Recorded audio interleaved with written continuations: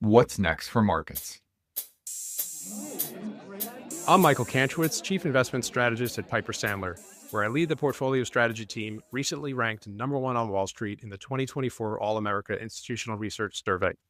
Over the past few years, there has been a lot of narrative volatility around whether the economy is headed for a soft landing or a recession. Instead of focusing on that ongoing debate, in today's show, we're going to revisit a topic that we've talked a lot about in recent years and that we believe is far more relevant and actionable today: the idea of macro and micro bifurcation.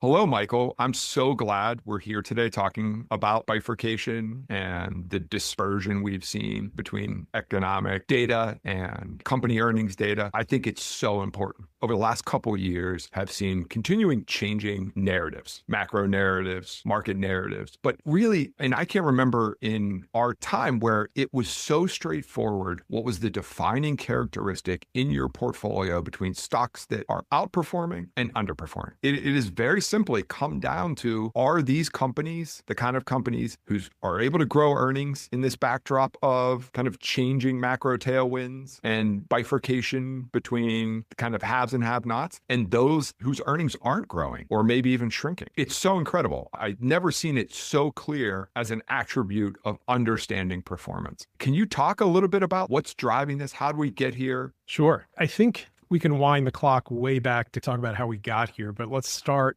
actually talking about the 2000s, after the tech bubble popping and the beginning of the global recovery in late 2002, early 2003, because we're talking about bifurcation today. That period, I would say, is the complete opposite of bifurcation.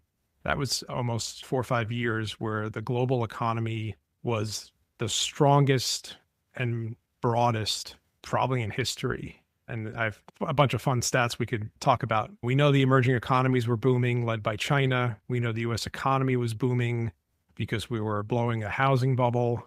We know consumers were borrowing. And so you had a great period, several years of really deep value leadership, and risk was really something that helped your portfolio, taking on more risk. Obviously, that was true up until 2007 when things started unraveling. And so that led to the GFC and zero interest rates. And as a result of ZIRP, you also had a period of time, though with much weaker growth and certainly much lower inflation, you still had a fairly broad, I would say more in the US economy, broad backdrop in terms of fundamentals and macroeconomic improvement and breadth. And again, a lot of that was attributed to the fact that interest rates fell all the way to zero, so interest expense became not a issue. And a lot of companies that wouldn't have survived in a normal interest rate or a normal inflation environment were able to do okay.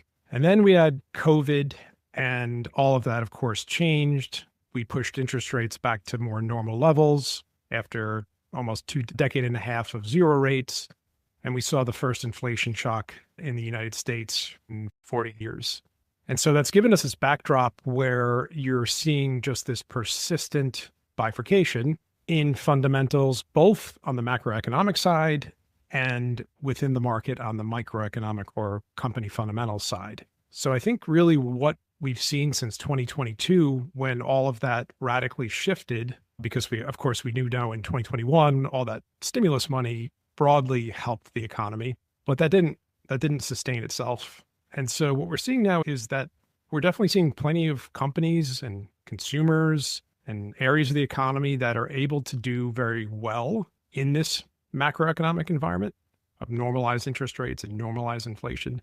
But at the same time, you're seeing those that were hanging on after GFC from zero interest rates and low inflation really struggle. And there's a lot of ways you can break it down by large and small cap, or by middle income and higher consumers versus low income consumers, et cetera. And I think I'm excited to talk about this today because I think this is going to be an issue, unfortunately, that for some time is going to persist. You bring up the common way that people are used to hearing this. It's that large versus small or high end versus low end consumer. And I know a lot of people listening, especially with what's happening so far year to date, say, well, look at the Mag 7, they're down. But this story is much broader than that. It has been a monotonic relationship, even within indices. You could look at the mega cap versus the 500. You could look at the 500 to the 600 from investor perspective. And you've just, for years now, just seen this widening spread. Yeah. And even within the small cap index, you can see how the larger companies continue to this day we're recording this on March 21st on Friday. To this day, we're still seeing the larger companies, and it's got nothing to do with size specifically. It just has to do with that companies that are larger relatively tend to have better fundamentals, better access to capital, greater ability to pass along price, economies of scale, et cetera. So that has really continued in 2025, a trend that we began to see really open up, or where the microeconomics began to bifurcate really in 2022. And you could also look at the macro backdrop, and you're seeing something similar across economic sectors.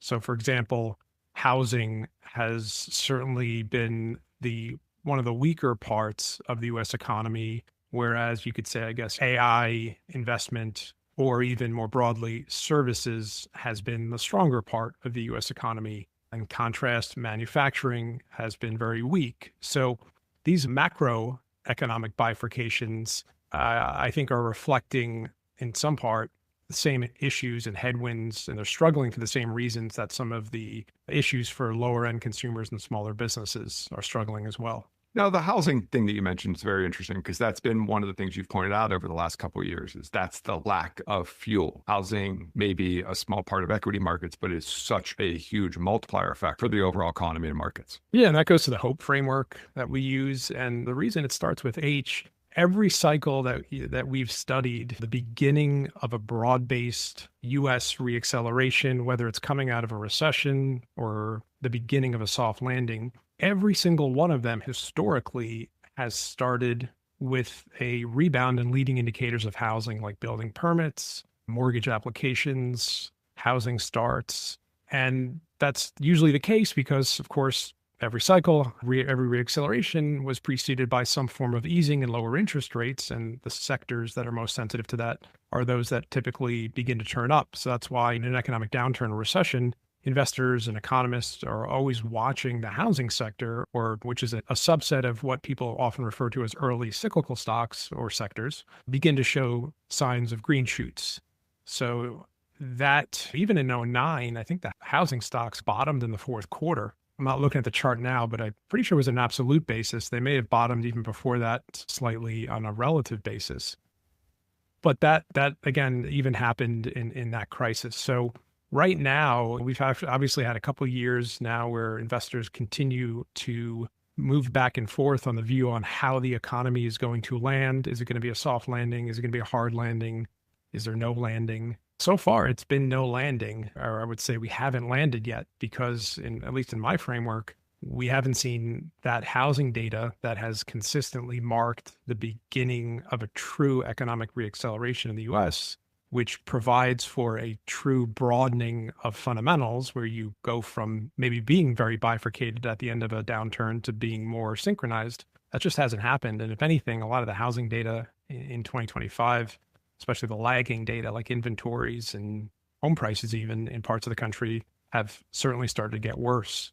Today, we got news from Lennar, and they were talking about how traffic is seasonally very weak at a time where they would expect to see more of a pickup there. The home building stocks continue to struggle, of course, with mortgage rates that are still high, home prices that are still high. And that's not a good sign. You want to see green shoots there to get more optimistic about breadth in the economy improving. And as of today, certainly with all the tariff issues, that's not happening right now. Yeah, you're right about when you mentioned housing in the fourth quarter. That's also when beta bottomed and you started to see risk begin to work. So I think you're pretty right about the dates there. You're speaking to, just to be clear, 2008. Yes. Fourth quarter of 2008. Yeah. Just for our listeners, because I thought you were talking about the fourth quarter of last year. And I'm like, what is Stephen talking about?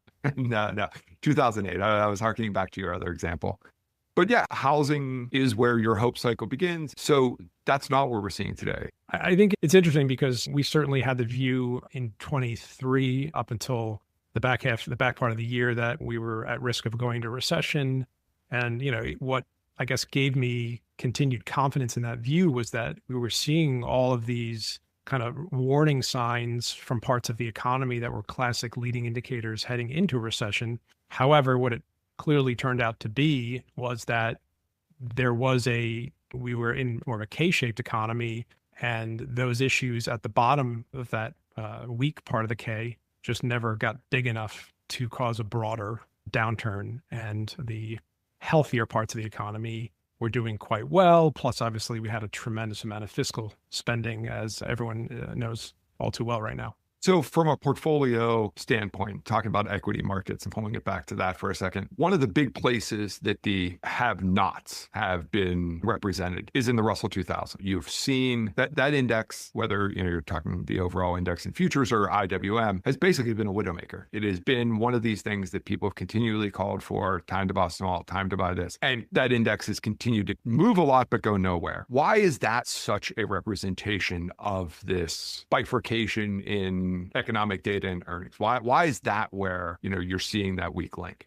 Yeah, I was looking at actually a chart today of the XRT, it's the retail S&P Retail Select Index. And it actually looks just like the Russell 2000 if you look back the last 3 years. And of course, that is another area in our economy, again, to the macro level, where some retailers have done really well in the last couple of years, and some have done terrible. And in that index, obviously, there's a lot of names that are just trading with a lot of volatility because, again, the profits haven't gone anywhere in a couple of years. You saw a downturn in profits in 2022. Things picked up a little bit in 23, and then there's just generally been sideways. That was somewhat similar to the Russell 2000, less so the mid-cap area of the U.S. markets, where earnings broadly were strong up until roughly the middle of 2022, or at least earnings expectations. And then they just fell out of bed for small caps and have yet to get anywhere, basically haven't gone up since then. And all the while, of course, in the large cap space led by the Mag 7, that carried the story there. The Russell, why is it under so much pain right now? You were looking at this, Stephen, a couple of days ago. How many stocks in the Russell 2000 still are not profitable? 42% of the Russell 2000 stocks have negative trailing net income. Yeah, so that's a big number. And part of that, there's a lot of biotechs in there, so we're not going to fault it for that, that are unprofitable. But there's plenty of other companies that, should be profitable. They're not just this pure long-term investment company like a biotech, I guess. The issue within the Russell is that going back to the debate around, is the economy rate sensitive or not?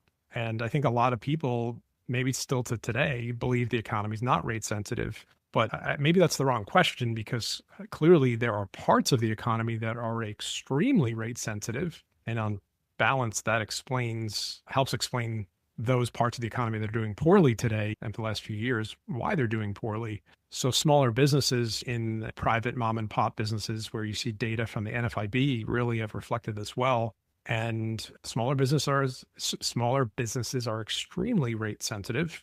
And so that continues to be a big headwind in that area. In addition to that, when you're looking at the monthly NFIB survey, they also indicate or continue to indicate that labor costs are a problem. That's the tight labor market that we've had, though it's not as tight as it was a couple of years ago. They're still struggling from that. And ultimately, they're also concerned about weakness in sales. So when you think about sales weakness plus high interest expense plus high labor costs, all of that comes to a backdrop where your margins are just going to continue to be under pressure. And that's what you continue to see within the small cap space. And at the same time, I think actually interest coverage ratios, so that's basically how much cash flow a company is earning relative to their interest expense. So basically, can you pay your debt service? For small caps is outside of COVID at the lowest levels in history today, and history going back to, let's say, 1995. Whereas large caps, so that's at that ratio is about 2 interest coverages in the index. Large caps are sitting around, 8 or 9. Wow. It's like they're not even playing the same game. So plenty of interest coverage there, which I think is part of the reason why large caps are more highly valued than small caps. And you see the same thing across other metrics, profitability, margins. And again, it's not that just one is high and one is low, is that they've gotten different directions for now 3 years. And it did begin even before the Mag 7 story kicked in early 2023. And so I think it's, again, Mag 7 has taken all the attention, but it's really more of just an economies of scale situation. Yeah, the Mag 7 gets a lot of attention, but if you look within sectors and you're stepping away from the AI story, the larger sectors have outperformed their Russell 2000 sector counterparts or their S&P 600 sector counterpart because their earnings have been much better. It's that scale idea and the fundamentals, they've just been less affected by this macro bifurcation that we've been talking about. Yeah, and even if you take out the Mag 7 and let's look at mid cap earnings versus small cap earnings, so moving down. And mid-cap earnings bottomed out around early 2023. They've gone up a little bit in the last couple of years, certainly not as much as large caps, but they've gone up. All the while, small cap earnings have not. So if we completely ignore all U.S. large caps and just look at the S&P 400, the current correlation between earnings in mid and small caps has, over the last couple of years, gone from, pretty much 100% for all intents and purposes in 2021, down to literally zero in the last 12 months, and has been falling pretty much for the last 2 years, 2.5 years. So that is a bifurcation. It's that one is going up, the other one's not really going anywhere. So there is no correlation anymore. It's not necessarily inverse, but that correlation's gone down. And so when we think about the markets over the last couple of years, I think a lot of people think the S&P outperformed, not just because of Mag 7, but because of PE expansion. And the interesting thing is that when you look at the large cap index or the mid cap index and the small cap index, they all saw roughly the same amount of PE percentage decline in 2022.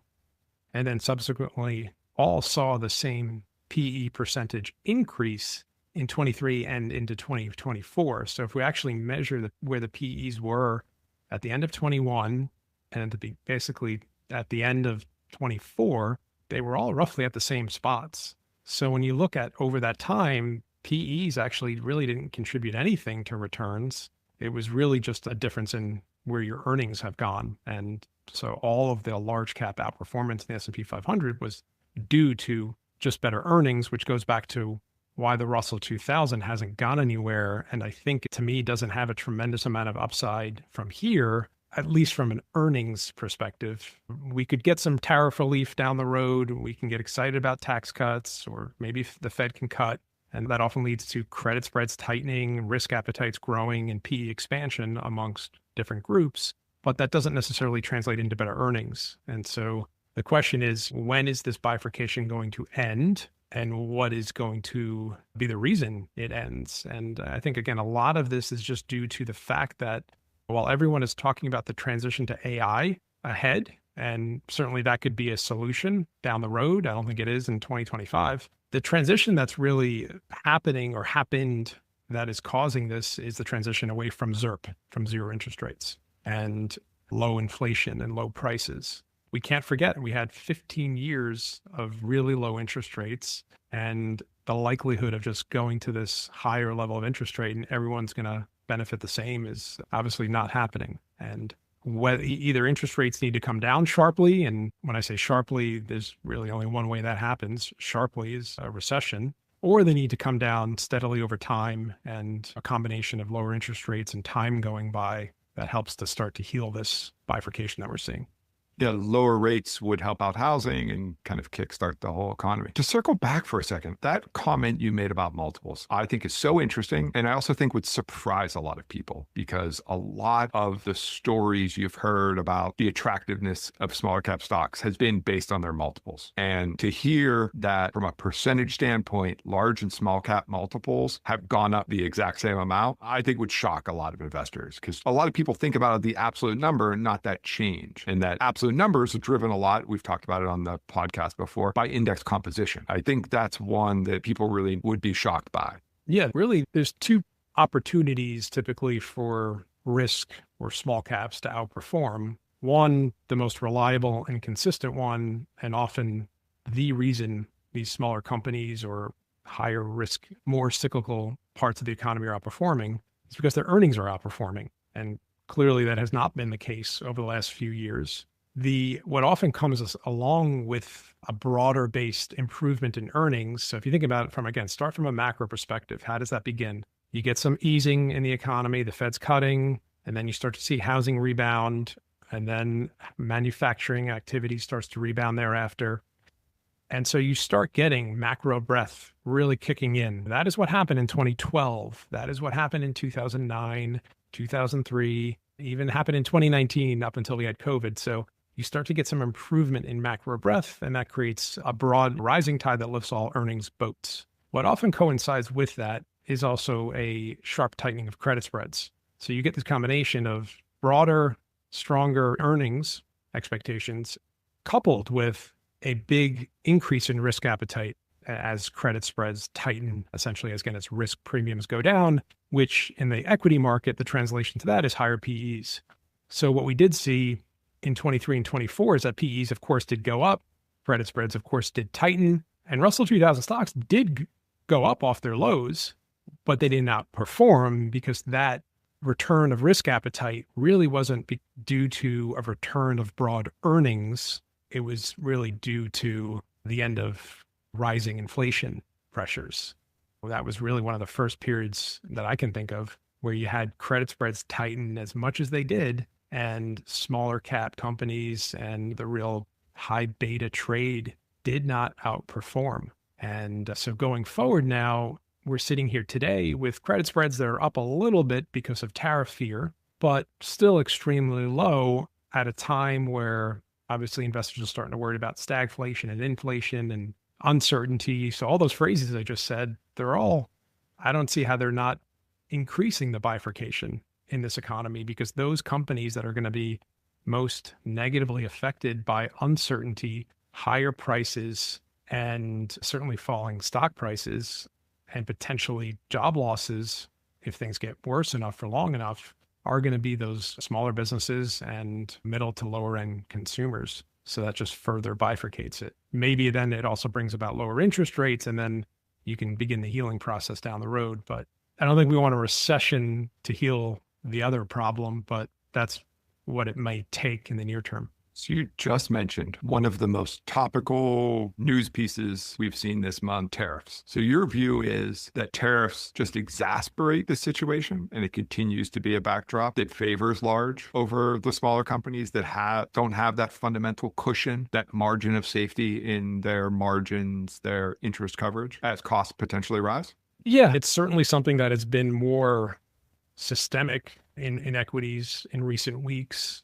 And we're certainly seeing a broad-based decline in soft data, whether it's manufacturing activity or consumers' expectations of where interest rates are going higher and inflation higher, where stock prices are going lower, where employment's going lower. So I just can't imagine that's a better backdrop for really anybody, but it's going to be most difficult for those that were already struggling to begin with in this backdrop.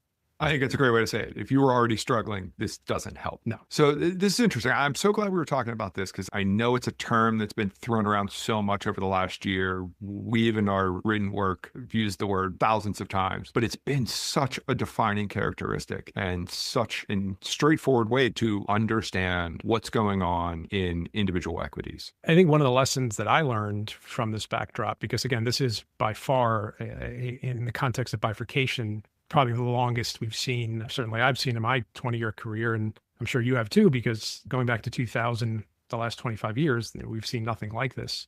And so the one thing I certainly have learned in the last couple of years is to not necessarily extrapolate really negative data onto the whole economy, or not really extrapolate really strong data onto the entire economy or stock market. That weak data may be a function of weak segments of the market and economies, and strong may be strong. And that's okay. It's actually probably a better backdrop for active stock pickers rather than equities and the whole economy being really correlated to the upside or the downside. And again, today we saw Capital One and I think Discover, they had some new data on charge-offs. I think Capital One was at about a 6 and change percent, so a 13-year high in their charge-offs. Discover was at an 11-year high. And so those are all very classic pre-recessionary signs, seeing delinquency rates go up. But perhaps, again, maybe it takes just a really deeper downturn in this economy to really take the whole thing down. And that's something that's very different. And we just got to take some of the history with a grain of salt because we are in a very bifurcated backdrop. Again, I think largely because of the hangover from ZIRP. And there's really not a period in history that we can make a comparison to. An unsynchronized economy. So do you have any kind of investment takeaways, thoughts on the road ahead? Where would you want to be positioned? What are you recommending? Just in general, we've been big fans of embracing this quality story, and whether that means higher interest coverage, higher profitability, more stable earnings. Again, if you're doing well in this backdrop, you're likely to continue to do well. And if you're not, then unless something radically shifts, you're probably going to continue to somewhat, certainly on a relative basis, struggle. So at the beginning of this year, we made that change, moving away from growth to value, which so far has been a good call because I think we've avoided some of the risks that have come along with this tariff sell-off in a lot of the momentum names that were really growthy. And part of that call was, of course, because we hit a point where credit spreads were so ridiculously low and nobody was really pricing in any more macro risk. Now we're pricing a little macro risk. We think uncertainty is going to remain high this year, and that really is more about policy and just where we are in the business cycle. And so we think investors are going to continue to flock to stocks and companies that offer better visibility, more stability. I'd say investors are going to look for companies that are growing with certainty, perhaps dividend yield, which has certainly done well this year to date, largely because the market's gone down, and that can be an area where investors rotate into for defense. I think that can persist to some extent, even in a market that's moving sideways or ends up the year a little higher. So I think it's a year of embracing stability, income, value, but all of that with a quality wrapper. Thank you, Michael. I've so been looking forward to having this conversation with you. I think it's such an important topic. Thanks for tuning in to today's episode of What's Next for Markets. Please remember to check out the episode notes on our website, what'snextformarkets.com, for charts related to today's show. We hope you enjoyed today's episode of What's Next for Markets. You can subscribe to the show on Apple, Spotify, YouTube, or wherever you get your podcasts. Be sure to follow Michael on X at Michael Cantro. If you like the show, please let us know by leaving a positive review. The preceding commentary is not financial advice. You should always seek appropriate financial advice from a professional financial advisor in your state. You should not consider this as a substitute for these services. Piper Sandler does and seeks to do business with companies covered in its research commentary or coverage. As a result, investors should be aware that the firm may have a conflict of interest that could affect the objectivity of this commentary. Investors should consider this commentary as only a single factor in making their investment decisions. For full disclosure information, visit www.pipersandler.com/researchdisclosures.